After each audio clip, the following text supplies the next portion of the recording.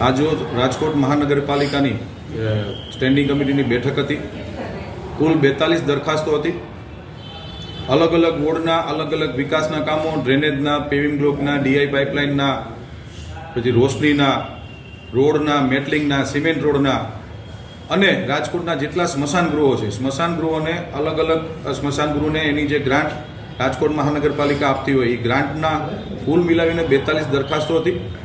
56,61,20,575 રૂપિયા, એટલે કે 56,61,61,00,000 રૂપિયા જેવી માતબર રકમના આજે રાજકોટ મહાનગરપાલિકાએ રાજકોટના જનતા માટેના વિકાસ કામોની આજે બહાલી આપી છે. એક 4 નંબરની દરખાસ્ત જે ગત સ્ટેન્ડિંગ કમિટીમાં અમે લોકોએ પેન્ડિંગ રાખી હતી, હિન્દુસ્તાન પેટ્રોલિયમ કોર્પોરેશન લિમિટેડને રાજકોટ મહાનગરપાલિકા દ્વારા 60,000 રૂપિયાની મૂળ અપસેટ કિંમતે જે જમીન ફાળવણીની જે દરખાસ્ત હતી એ આજે રાજકોટ મહાનગરપાલિકાની સ્ટેન્ડિંગ કમિટીએ નામંજૂર કરી છે.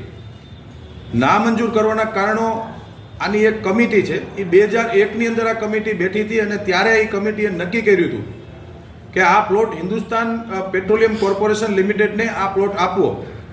પરંતુ 2021માં એ કમિટી બેઠી હતી અને 2024ના જાન્યુઆરી મહિનાની અંદર સ્ટેન્ડિંગ કમિટીમાં દરખાસ્ત આવે છે તો 3 વર્ષ સુધી આ કંપનીને પ્લોટ કેમ નહોતો ફાળવવામાં આવ્યો?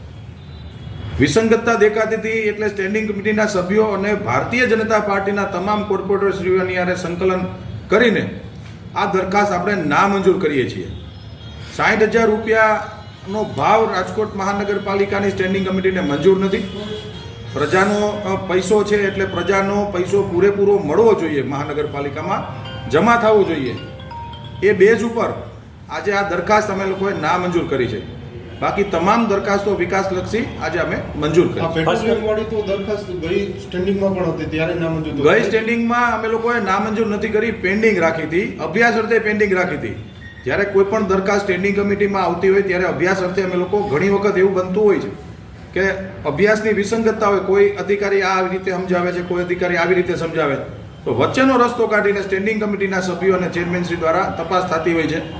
એટલા માટે પેન્ડિંગ રાખી હતી. કોઈ પણ દરખાસ્ત જ્યારે સ્ટેન્ડિંગ કમિટી ચેરમેન કે સભ્યોને એવું લાગતું હોય કે આમાં કાંઈક એવું છે, ત્યારે અમે લોકો પેન્ડિંગ રાખી અને નેક્સ્ટ સ્ટેન્ડિંગ કમિટીમાં એ દરખાસ્ત જ્યારે આવે એ પહેલાંનો જે સમયગાળો વચ્ચેનો એ સમયગાળામાં પૂરતી પુષ્ટિ કરી અને અમે લોકોને દરખાસ્તને મંજૂર કરવી હોય તો મંજૂર કરતા હોઈએ છીએ.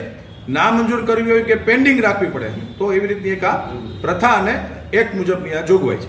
જમીનભાઈ, સ્મશાનના જે ગ્રાન્ટ ફાળવવામાં આવી એમાં કે કરકસર થઈ હોવાનો આરોપ લાગ્યો છે, શું છે? બિલકુલ કરકસર નથી થઈ. રાજકોટ મહાનગરપાલિકામાં જેટલા રાજકોટ શહેરના સ્મશાન ગૃહો છે એ તમામ સ્મશાન ગૃહોને રાજકોટ શહેર મહાનગરપાલિકા દ્વારા ગ્રાન્ટ વર્ષોથી આપવામાં આવે છે.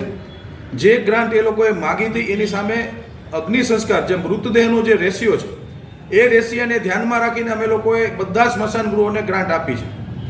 સવાલ હવે એટલા પૂરતો છે કે જે સ્મશાન ગૃહની અંદર મહિનામાં 5 અગ્નિદાહ દેવાતા હોય તો એ જો એમ કે અમને 30,000 ના 60,000 કરી દો તો એ વાયબલ નહોતું થતું. માટે અમુક સ્મશાન ગૃહને અમે લોકોએ ઓછી ગ્રાન્ટ આપી, કારણ કે એમનો રેશિયો એવો છે, ત્યાંનો રેશિયો મૃતદેહોનો અગ્નિ સંસ્કાર નથી થતા, માટે અમે ઓછી આપી. બાકી જે મુખ્ય સ્મશાનો છે જ્યાં ફ્લો વધારે છે એને કીધું એટલી જ અમે ગ્રાન્ટ આપી છે.